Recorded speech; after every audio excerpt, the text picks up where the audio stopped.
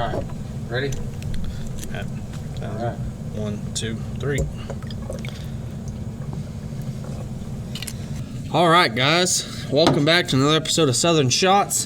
Have a very different episode for you guys today. So, as you know, I've been, if you watch the channel, I've been in sales for a couple of years.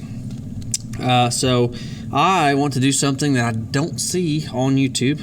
We're going to somewhat expose the car sales industry. So, I've got Zach here as my random pedestrian.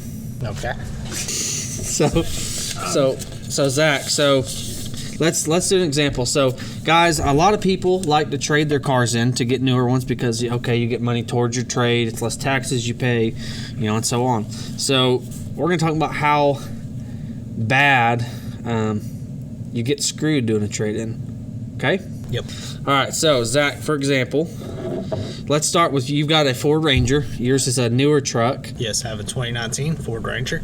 Now, just off the top of your head, do you know what kind of book value that thing's at? Like Kelly Blue Book, not trade-in value, just sales value.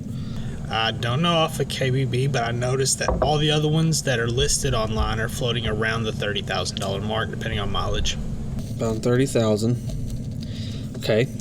And then let's say, well, we won't go in the finance part, but so let's say you wanted to trade that in. What kind of let's say you're trading in for another truck. What kind of trade value would you expect out of it? Now, I know a little bit about the trade-in business, which is why I typically don't do trade-ins. Mm-hmm. But if I were an average consumer, I see that they can sell my truck for $30,000. I'm assuming they're going to make a little profit off of it. They're not just going to take it and sell it at face value. Yep. It would be nice if they gave me 25. 25, okay. My lowest I might accept if I'm a regular person is maybe 23, 22. 23, 22. So right there, when you say that, okay, if let's say, they get you down to 23, okay? So get this. So you're seeing $23,000. Have you heard, you know what ACV is? What is ACV? Okay, so ACV is actual cash value. All right, this is something that unless you've done this type of work, you're not really going to know what this is exactly. So if I show Zach $23,000 for his truck, all right, let's say he's looking at a truck that's $50,000. Okay, it's $50,000. All right. Now MSRP on this truck's $46,000, but it's market adjusted value, as a lot of dealers are doing. Yep. In fact, just to give you an example, my mom, when she was looking at the Jeep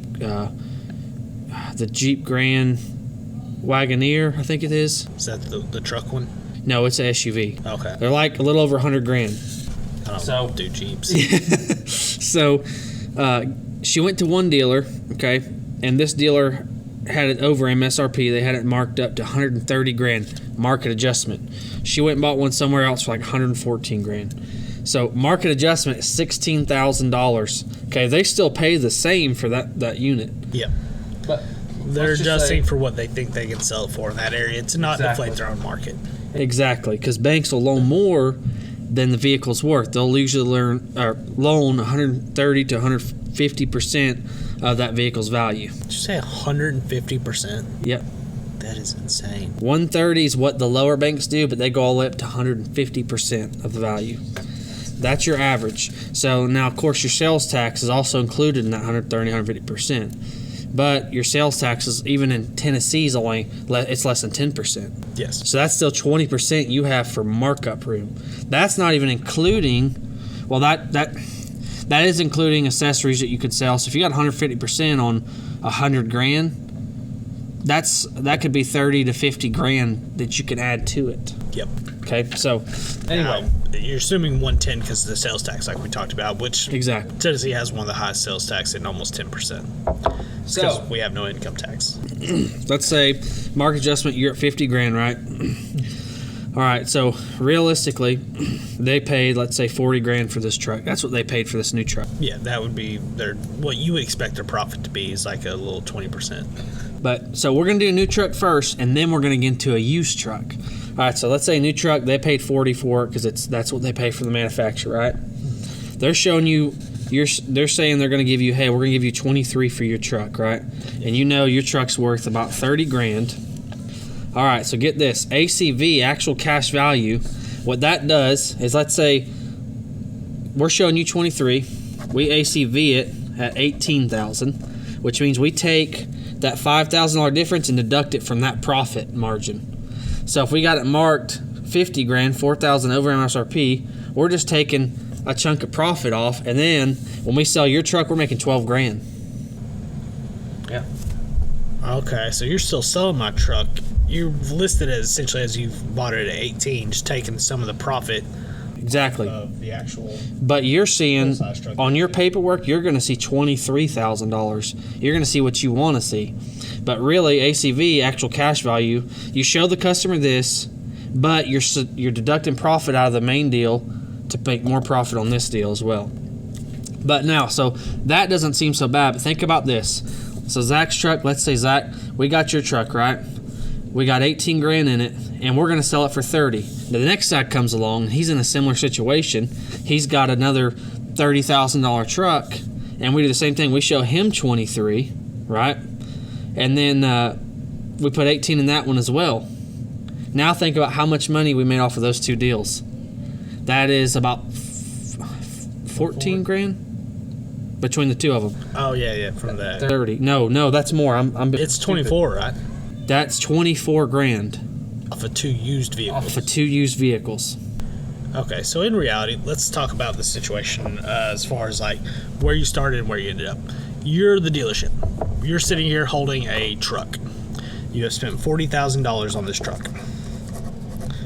It is sitting on your lot. I come strolling in, I got my trade in, I got everything like that.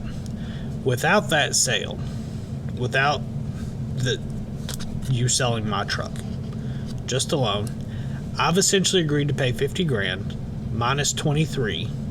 So I've agreed to pay 27 grand for this truck. Yep. Right. So you've received $27,000 in cash, essentially. Or yeah, I've agreed to pay $27,000 in cash because that's to cover the difference to the 50. Yep. So now there's 13 grand left. So you have a guaranteed 27 grand coming in from me. Yep. You have $13,000 left. But now you have a truck that you can sell at $30,000. Yep, and you've only got little tiny money in it. You've marked it as 18 because you've swapped the cash value at the end or the profit values at the end. Yep. But in reality, you now, instead of having $40,000 in a $50,000 truck, you now have $13,000 in a $30,000 truck. Yep. Okay. And so the thing is, guys, what I'm trying to teach you is don't let these dealers scam you, okay? So if they try to, dealers are typically going to hit you low on your trade value. For instance, I just bought a brand new truck, traded in my old truck. My old truck's book value was like 36 or 37 grand. When they first started my trade in, they wanted to give me 21 or 22,000 for it, showing to me. So if they ACV it with all the profit they're going to have on the new truck, they might have 15 grand in that truck. In a $35,000 truck. In a $35,000 truck. So you need to fight with these salesmen, guys. Don't let them push you around. You know, if they can't make a deal, then just walk out. I mean, there's no point losing and being in over your head, 10 or 15 grand, especially if you got a vehicle you owe money on. Yep. Because then all that negative equity is going to go right to the new truck. And then if you ever want to trade that in, you're going to have to come up with some serious cash to get out of it. Yeah. Now, here's the thing. Let's say you're me. You're walking into a dealership. I'm not a sales guy, right? I know some of the tricks, but I know the tricks from the other side. Yeah. I'm a professional purchaser. I have been for years now. I've done purchasing for millions of dollars worth of contracts. Mm-hmm. So I know that there are certain sales techniques that work better, and I know what sales guys are going for, and you can always tell the new guys when they're stuttering or they're struggling a little bit. Yeah. And they have to bring in their manager. Let me get my manager in here real quick. Hold on. When I want to buy my truck, I know myself. I'm a friendly person. Mm-hmm. Friendly person. I pride myself on being a nice guy. Yep. I know I can't be in this situation. I cannot. I have to be assertive. I have to be aggressive. Yep. I have to get into my business mindset, which I have while I'm at business. So what I did, one, I didn't dress like this. I didn't put on a nice t-shirt and a pair of shorts. I grabbed my khaki pants. I grabbed my button-up shirt with the logo on it. I didn't put my hat on. I put my dress shoes on. And I waited, and I skipped lunch. Just make myself a little bit more angry in general. A little bit more of a shorter fuse. Yeah. And this was after I spent all day installing a fence in my backyard on a Saturday. And I got the alert come across, and I was like, okay, let's go look at this truck. I think I'm pretty certain I made them salespeople uncomfortable by raising my voice in a polite manner. Yeah. Being very stern and clear. Because they advertised stuff about the truck online. Mm-hmm. It didn't have it when I showed up in person. And I pressed that issue into their brains that they lied to me, they cheated me, and I was not going to stand for it. Yep. I drove an hour out of my day on a Saturday, got dressed, took a shower. I was hungry, I was tired, and I wasn't going to stand there and listen to their bullshit. And they immediately went and grabbed a manager. I was like, listen, they wanted to sell me my truck for $32,000. Okay, I know that they have some margin on that. In reality, at that mileage, that truck was worth $35,000 to $38,000. Yeah. It was about to go back to auction, and they didn't want to lose it, or they didn't want to. They want to lose it. They didn't want to pay the auction fees again. Yeah. They still had profit in it. They were going to be fine, Yeah. but they didn't want to have to pay the auction fees again. No, They wanted to get their, and it was getting toward the end of the month. They wanted to get their stuff out. They want to get that sale on their record, and they want to make some money. And I told them I was willing to work with them on that. I was like, but if it didn't have the features I wanted, they already wasted my time coming up here. They're either going to get to the price I want, or they're going to install the features I want at a price I want. And they kept trying to tell me, they're like, oh, well, you can always get it aftermarket and things like that. I'm like, we were sitting in a fucking Ford dealership buying a Ford fucking Ranger in a brand new, like, it's not even old, it's 2019. I was like, you fucking telling me you can't install the features I want? We're in a major city. Like, I'm not at some hillbilly no-show. Like, this is Buy here, pay here car lot. this is a city of 200,000 people. You know, don't get me wrong, it's not Nashville, it's not, like Atlanta, but it's still 200,000 people. This is a real city at a real dealership. You definitely can get the parts. You know what I mean? Oh, yeah. You definitely have the crew there to install it. You're telling me I should go order aftermarket and pay you full price. I sent Alondra off to go get me something to eat while I yelled at these people. Go get me something to eat. I'm losing my shit. Basically. And I was like, listen, you're lucky I'm doing that instead of just packing up my crap and leaving. I was like, if you come back with one more bad offer, that's what I'm doing. I'm going to stand up here and yell. And I was not raising my voice, but I was speaking loudly, firmly, in a clear tone. So all the other customers could hear it. Every customer knew, because I listened to the kid beside me. He's like, so there's nothing you can do on price? You can't even, like, do this? Like, no, we could do this on, like, extended warranties and things like that, or service packages, but we can't change the price. And it's bullshit. It's bullshit every time. Now they are more willing to work with you on services and extended packages and things that they offer, because they still make a little profit off of that, so they can get it to you cheaper. Yep. Like I said, I wanted those features. I was perfectly happy paying $32,000. That was in my ballpark. But if it wasn't going to have the features I wanted, I was willing to accept higher mileage, but the mileage was what the mileage was on the vehicle. Yeah. That's why I went there. It had everything I wanted. And then when I showed up, it didn't. And I just felt like I had the rug pulled out from under me. Now, like I said, because I used this polite, firm tone, and I made sure everyone around me knew that they were trying to scam me, that they had lied on their website, that the vehicle didn't have all the features it wanted, and if they weren't going to adjust the price or add the features that I wanted, that I wasn't going to do business with them, I was going to pack up and leave, and that was an option for everyone in that room, and which would have cost them at least 2 more deals if people had been listening to what I was doing, which they definitely were. I could see the young kid beside me listening to me, like, intently on how I was handling these negotiations. Eventually, they just wanted me to shut up and leave. Yeah, they get very. See, as a salesman myself, I am my least favorite customer. Yes. When I went and purchased my Be the worst customer. They're not your friend. Yeah, and I went to the dealership. I already did everything online as far as like knowing I could get the truck and finding the truck I really wanted. So we drove an hour and a half to Kentucky for this truck, and I was trying to get the monthly payment to a certain number, and they, of course, to do that, they've got to play with their numbers, get the numbers down, or get my trade-in up. So remember, I told you they were starting me at like 21 grand on this truck. Yeah, for the trade-in. My trade-in, and they told me where my payments were at. I said, okay, well, the payments, they were at like $1,590 a month. So I was like, listen, guys, I said, I'm not paying that. I said it. So, and I know the money somewhere. I said, you guys are, because at this point, they did not give me my trade-in value, and I asked for it twice, and I didn't get it over the phone. I would not get. They didn't say we won't give it to you. They kept beating around the bush, right? Because that's what they want to do. Because their main goal at this point is to get you in the door. So I'm like, look, I'll get there if we can make the money right. I'll do it. So when I get there, even for the first 45 minutes of negotiating, me being like, look, no, I'm not doing this, I'm not doing that. I said, just show me my truck, what you're giving me for it.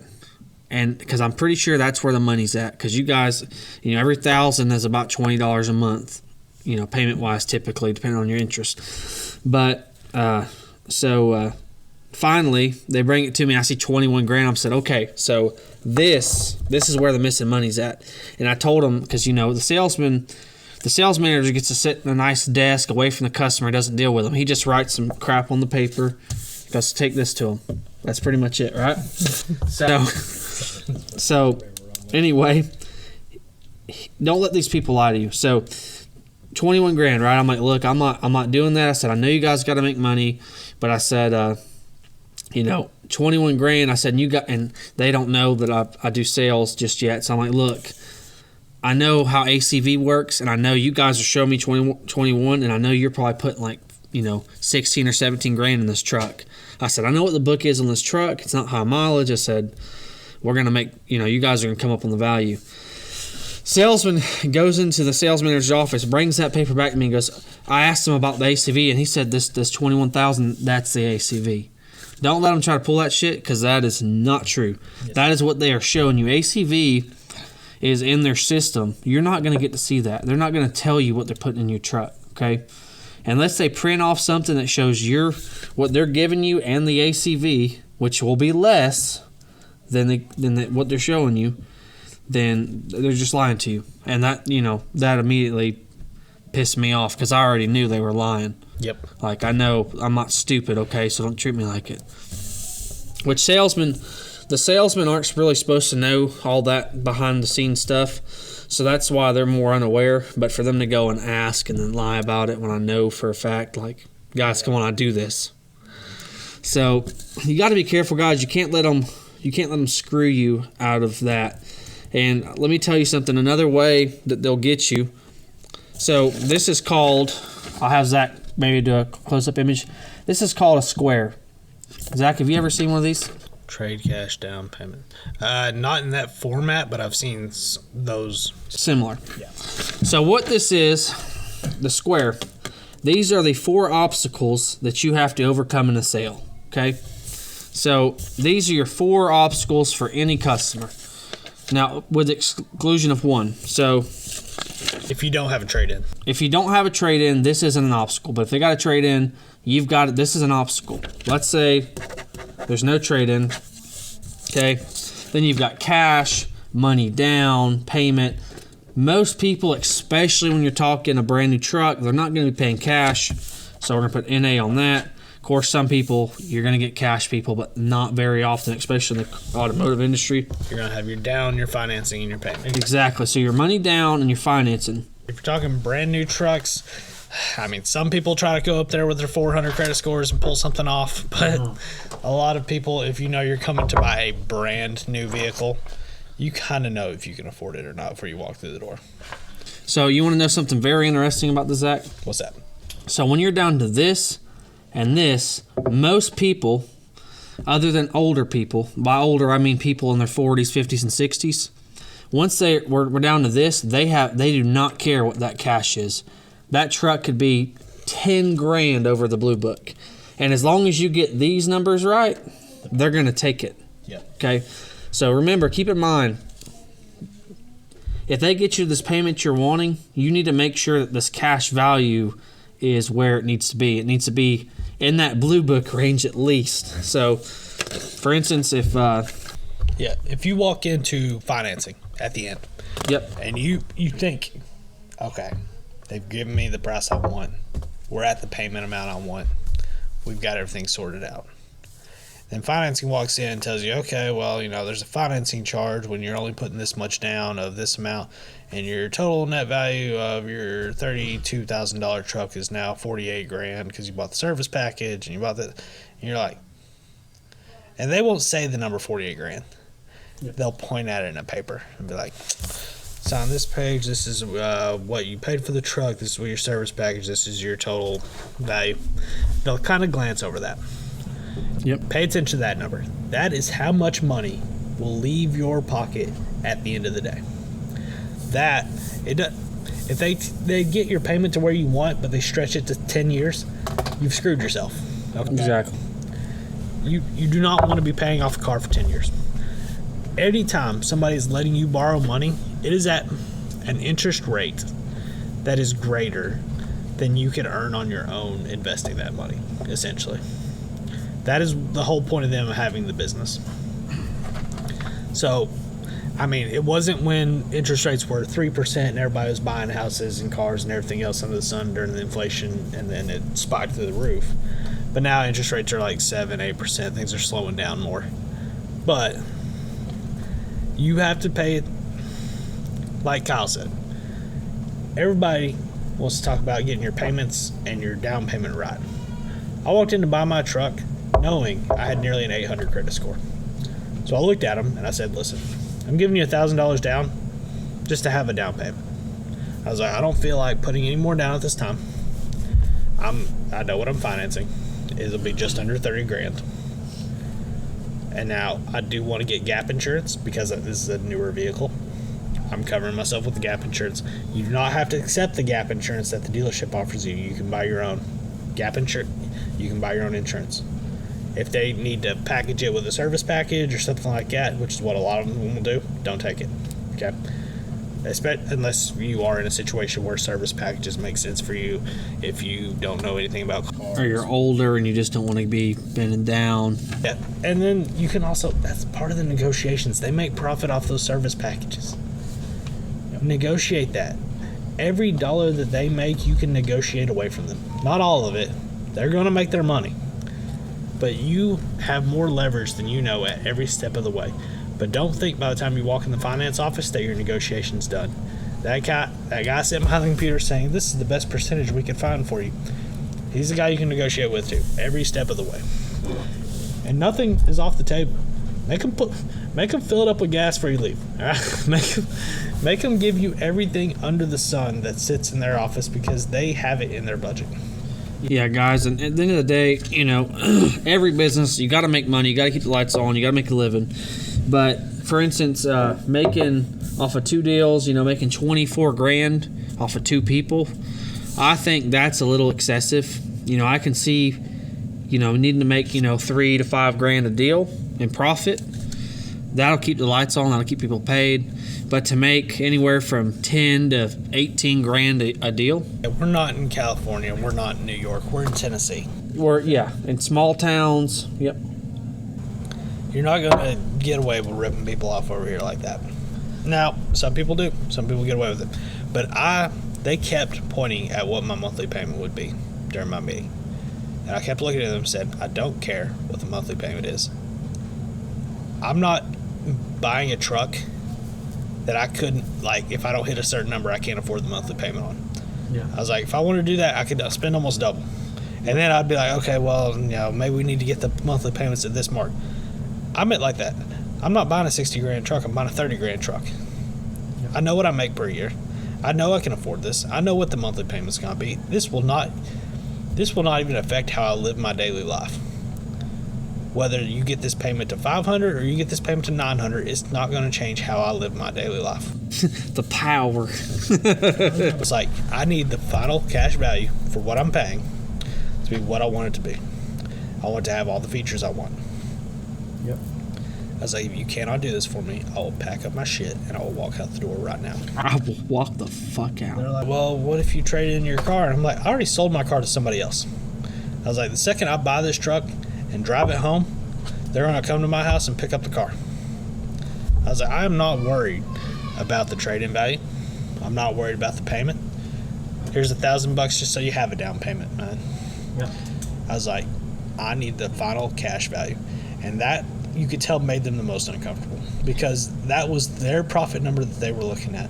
And I was like, listen, I'm willing to work with you. You give me unlimited free oil changes for the next 3 years. We'll talk, we'll talk numbers. I mean, I can run some math. I know how much mileage I put on my vehicle. I know I drive 45 miles one way to work. Like, Yep. I was like, I know how quickly I'll put 3,000 to 6,000 miles on a truck. So, let's see here. Let me get my head back in the game here. So, let me tell you something that every single salesman. So, after you look at the vehicle and they sit you down, right? They're going to start asking questions while you're on the lot. They're going to try to figure out if you're doing cash, financing, if you've got a trade-in, right? They're going to figure that out. So let's say you don't have a trade, you don't have cash, you're financing. So when they sit you down, the first thing they're going to ask you is, what kind of monthly payment are you looking to be around? All right, Zach, let me do this for instance. Okay, what kind of monthly payment are you trying to be around? I do not want to break 800. Don't give me your max. Give me like the payment you want it. For instance. I would like my payment to be 6. 600, okay. So Zach says he wants to stay around 600 a month, okay. Now, what the first thing he's gonna do, he hears 600, goes, okay, so you want to be around 600, but what if, let's say, what's your max payment? That's when I would say the 800. So get this. So without you knowing it, That's This 6 guy out the has got window. $200 a month more out of you. Now, in your head, see, like I said, most people, unless they're old and really understand, like, hey, I've already been down this road, I'm not getting fucked. So most people are are not gonna be concerned about cash, right? Yes. So that gives them that much more room, right? $200 a month. That is almost 10 grand more they can add onto this deal, right? So you're like, well, how do they add that on, right? Let's say the vehicle you're looking at, they know is going to cost you like $650 a month. So what they're going to do, without you knowing, they're going to get you close to that $800 mark. They're going to tack on warranty, gap insurance.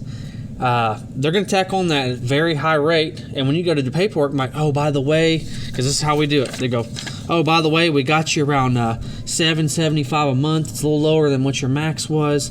You've got a 40-month warranty. You got get gap all these insurance. features. We're going to give you a 1-year service plan. And in your head, you're like, oh, great, I'm getting all this. But really, they're charging you $6,000, $8,000, $10,000 for all these things you didn't even want in the first place. They're keeping you happy because they're keeping you under that budget you had. Okay. See now that you've said 800, they're like, okay, that's where we're gonna hit.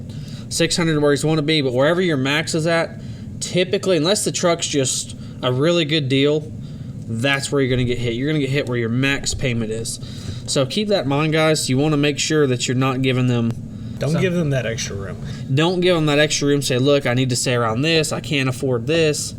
Because every salesman is going to ask you, once you say what your payment is, they're going to ask you, they're going to do just like this.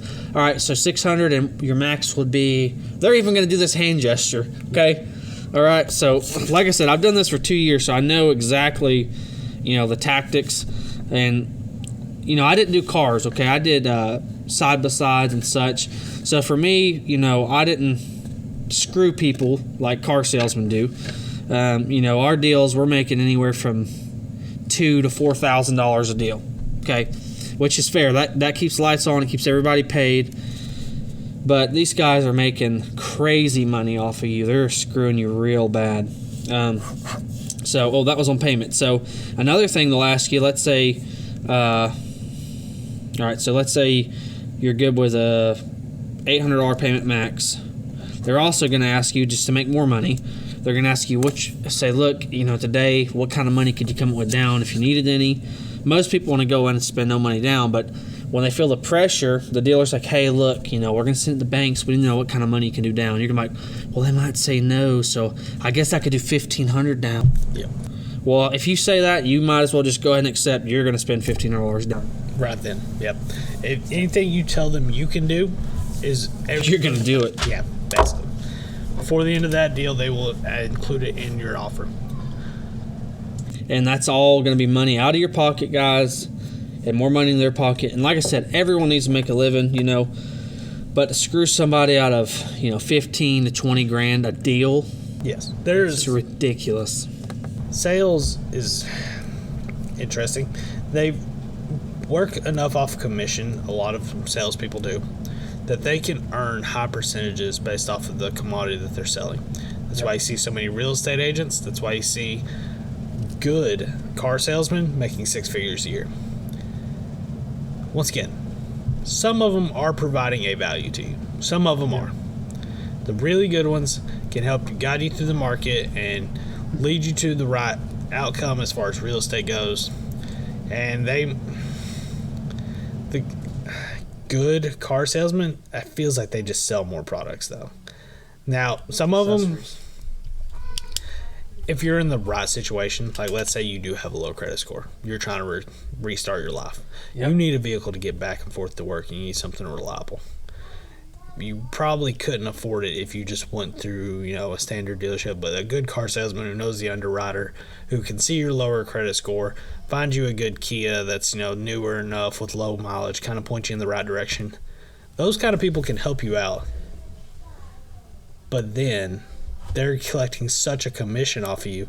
It's like your life would be so much better if they weren't getting such a gigantic percentage off of your income. Yep. Now, you could probably honestly afford a cheaper or the same car for a cheaper price if they weren't killing it on such a giant commission. And that's a thing too. I talk about it a lot in the purchasing side. I'm like, listen, I know what you're making off of sales. If I'm spending somebody else's money, like for my business, where I'm like, listen, I'm sitting on a $500,000 contract for next year. It's like, if you want this business, you're going to have to do stuff for us. Not me, because I signed a bunch of anti-corruption stuff. I'm not going to do that. I'm going to do things like give me better net terms where I don't pay you until like 60 days instead of 30. Yep.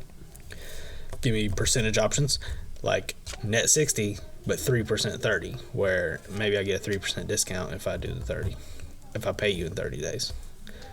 Or maybe you do a stocking agreement. You keep so much stock on hand in case something goes wrong on our side. We accidentally, leave some out in the rain or something gets damaged from material. Yep. You have it in stock on hand that we're not paying for until we actually get it delivered. But if emergency happens, it's like safety stock for us. And then VMIs, vendor managed inventories, when they come in, they count the product on our shelf, so we don't have to do an inventory on it, and they make sure we're fully stocked at all times.